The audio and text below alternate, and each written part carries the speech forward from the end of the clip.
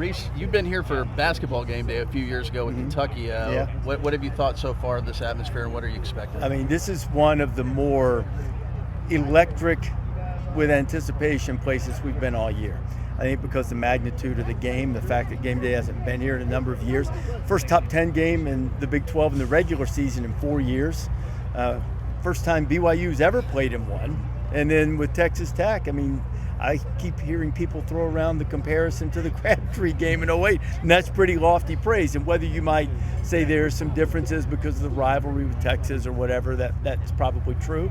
But I think it gives you some insight in the magnitude of the game. There's a lot of excitement. It'll make for a great scene for the show in the morning. On that note, in 08, the last time GameDay was here, as you were mentioning, it was an era where Mike Leach and the air raid was really revolutionizing the game of college football. And now you have a head coach like Joey McGuire coming in with kind of like a Spike Dykes type of background, being a Texas high school football coach. What would you say makes this group special as you guys are here for the first time in 17 years? Well, I think one of the things that I admire the most about what Joey's been able to do, and I was out at practice this morning, is, and we all say it because it's true. They went into the portal. They spent a lot of money. Everybody says that. You look at the stars they got on defense and how well they evaluated. But the one thing that I admire the most about that is the way they've put a culture together. You watch them play, and you can see that. You can see the intensity and the character that they have, competitive character, in terms of wanting to play for each other. And that's not an easy thing to do. And so that shows me that not only did they just go and get in the game financially, they did their homework about the type of guys they wanted to bring in. Because that's one of the things. This is not a mutually exclusive deal. Guys can make money and have unbelievable competitive character. And it seems to me, now look, I'm not going to make, well, I just did, but I'm not going to make broad rationalizations, but it appears from watching them all year, and from when you watch the way they interact on the practice field, it appears that they have put together a tremendous culture of guys who want to win games. And I think that's really, really impressive.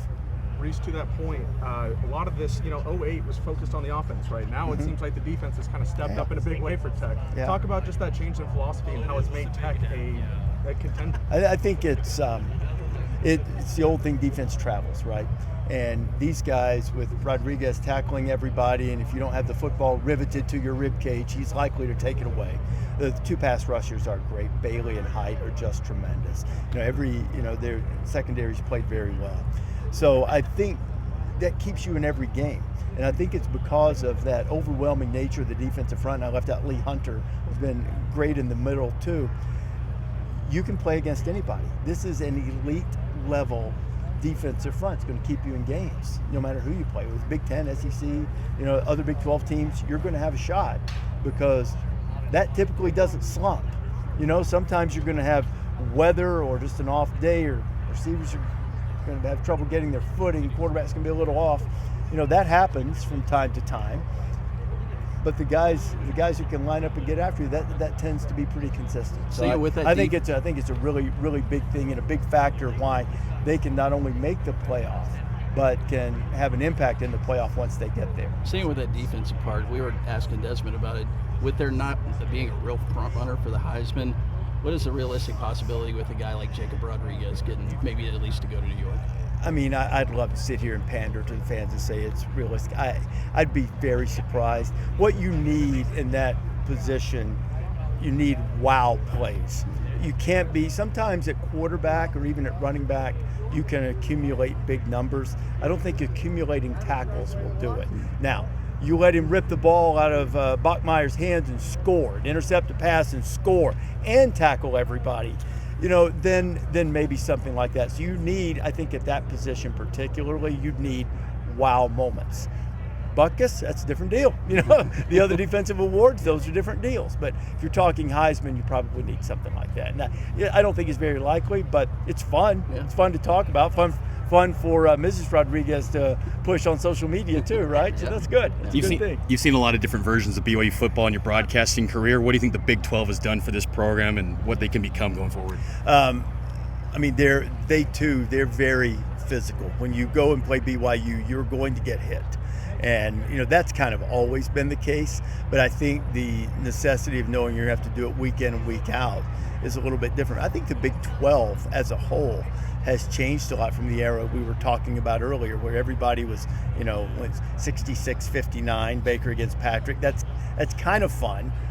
I like some defense. I like seeing great offense perform against elite defenses, not just 7-on-7 type stuff. Not that was it. That's a bit of an exaggeration. You know what I mean. And I think now what you've seen more teams in the Big 12 that have high-level defenses. I mean, these two teams do. These two teams play defense. Iowa State, even though they've been struggling and basically all of their defensive guys are hurt, but they play good defense. A lot of other teams do as well. Utah certainly plays great defense. So I think that really just knowing that you have to have the depth, that you have to be able to recruit that depth, that you're not going to have big breaks in your schedule that maybe you do if you're not in one of the Power 4 conferences, has really helped BYU elevate its program. Looking at this new brand of Big 12, do you think that they've earned the right to have multiple teams in the playoffs, or do you think you still have a lot of time left? Depends on the winner of this game, how the factors kind of lay out. I mean, I think they've performed well enough, but so much of this is contingent just on what you said, on the outcomes of games, not only within the Big 12, but out of it. Because once you get into the committee room now, and it's why I've been staunchly opposed to this idea of a specified number of bids per conference. Just evaluate the teams against each other. I know that's challenging because they don't play, it's not like the NFL where they played the same teams and you can get a fair estimation of it sometimes. But that's why we have a committee to make some football judgments, to apply their more rigorous metrics now. But speaking broadly, I mean, I wouldn't have a problem if they earned it. I mean, Utah's sitting right there, right on the edge. Both of these teams look good. If they, whoever, let's say Texas Tech wins at home tomorrow, and then they play again in the Big 12 championship game, and they play another great game, and this time BYU wins. Does that really knock you out of the playoff? I don't think so. And then, if Utah runs the table, maybe they're in it too. So there's a long way to go, but I do think that the Big 12 has put itself in position for multiple bids when Selection Day comes. What are your thoughts on more transparency going into how the committee decides to rank all these programs? I think the thing that people miss, and you're going to get me on my soapbox here, it becomes one of those arguments, it becomes like whack-a-mole, right? Because the fans say, I'm mad. We'll use somebody else. I'm a Miami fan. I'm mad. We beat Notre Dame. We should be ranked ahead of them no matter what. Okay? So head-to-head's the only thing that matters to you. And you say, the head-to-head, they don't respect head-to-head. Well, they're looking at all of these other things too. If you'll indulge me just a little bit, I'm not much of an art guy, but this is the analogy, the metaphor that I've drawn. I do like art. I'm just saying I'm not an expert. I liken this to a mosaic, right? If you and I go to a gallery and we see a mosaic, our eyes are going to be drawn to different things that impress us about the mosaic. That's what the committee does. The committee has part of the picture or the metrics, part of it's the schedule, part of it's record strength, part of it's how did you play. To some of them might be how do you play now. Some of them, Mac Rhodes told us the other night that they think Ohio State and Indiana is a little bit better on defense than Texas A&M on defensive front. Okay, so that it paints the entire picture. Now, I'm old enough to remember when we didn't do that, when we had a formula and people didn't like the formula. Now they're saying, I want a formula. I want to know what you're doing. And so the answer is that they're considering it all. And just because it might not agree with a certain group of fans doesn't mean they're getting it wrong. It also doesn't mean they're getting it right. But I do like the fact that they're being a little more transparent with their metrics. Some of the things that they're using, they view as proprietary, and they would prefer not to give the specific formula for what they're doing. But they are looking at record strength, a metric that measures how well an average playoff contender would do against that schedule. They're taking that. They've put teams now in tiers, and some of you statistical geniuses might be able to find some flaws with that, and I talked to one this week who does. But they are saying, look, just because someone ranks 10 and someone ranks 18, there might not really be a significant difference in that in terms of strength of schedule. So where do we draw? Bet you didn't bargain on getting standard deviation in here. If there is more than one standard deviation away from those two, well, then maybe they are different. Maybe we don't compare them that way. So that's unbelievably long way to say that I do applaud their transparency, but I do also understand them protecting some proprietary information. And I think that in our sort of culture of let's get mad if people don't agree with me, that there's a lot of that too, that whatever answer they have, somebody's going to be mad. What impresses you about Baron Morton? I think his release, his toughness, his leadership. I got a chance to, just run by and say hello just real fast this morning. I think he's a guy who can make all the throws and can complement their defense really well. He can move if he has to. He's not I don't think he's going to be a great runner, but he can move. He can pick up first down when he needs to. And I think just his veteran savvy is one of the things that's really good. Knows how to use his weapons, makes good decisions, and that'll be paramount in this game because BYU, like Texas Tech, is very good at taking the football away. Who's a player come for Bear Bachmer that you've seen over the years? Oh man, I can't invoke my guy's name yet. Bear's going to have to do a little bit more, but let's say that on the edge, dare I say, there's a little touch of Tebow in there someplace. But I still say this: quarterbacks can't wear 47. Don't like that. You can wear 4 or you can wear 7. You can say, I like 47, so 7 minus 4 is 3, I'll take 3. Or 4 plus 7 is 11, I'll do that. But 47s are for tackling quarterbacks, like my friend David Pollock, who was great at that. That's 47. So he needs to be 4 or he needs to be 7. I'll admit, I won't say I'm accepting it, but it's growing on me, largely because he's so stinking good. But yeah, he's a really good player. Other than 47, that's all I've got to criticize Bear on. I understand he even plays a mean guitar out there.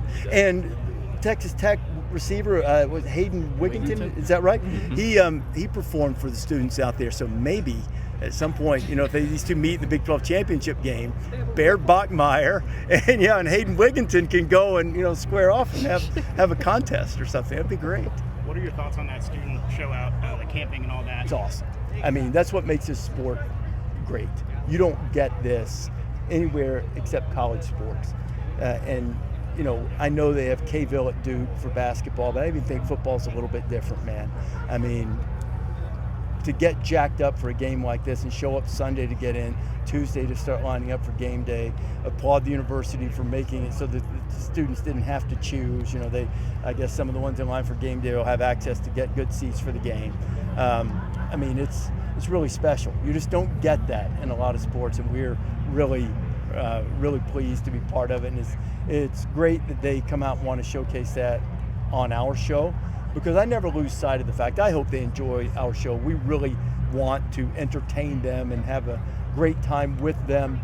But I think there's a big part of it. They're like, hey man, you're in Lubbock. We love Texas Tech. We're proud of our school. We're proud of our city. We're proud of our team. And we're going to show you all of that. But if they show me tortillas, I've been asked to say only outside the stadium, please. Only. Please. You've been to some pretty good college towns over here during game day this season. How are you feeling that the vibe is similar or different here? I think I feel more anticipation here than Texas. Ohio State had a lot because the two big brand names, Ohio State coming off championship game, all of that, or off championship. So there was a lot there, but it was also that's sort of the new. Everybody's anticipating the season. We've had a ton of big games, but boy, this one feels a little bit different, and it's exciting to be a part of it for sure. What are your thoughts on the new facilities that Texas Tech has built in the past few years? I got a chance to walk through them this morning. Holy cow, they're beautiful. I mean, it got everything you could possibly want.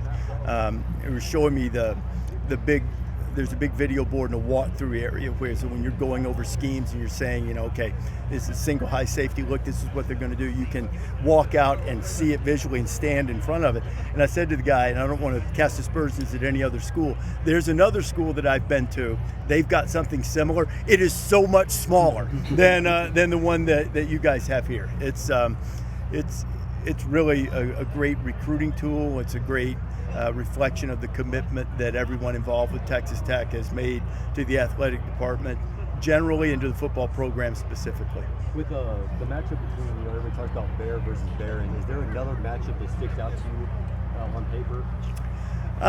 I think the BYU tackles and chippers and other people who are going to help trying to keep Bailey and Hyde from wrecking the game.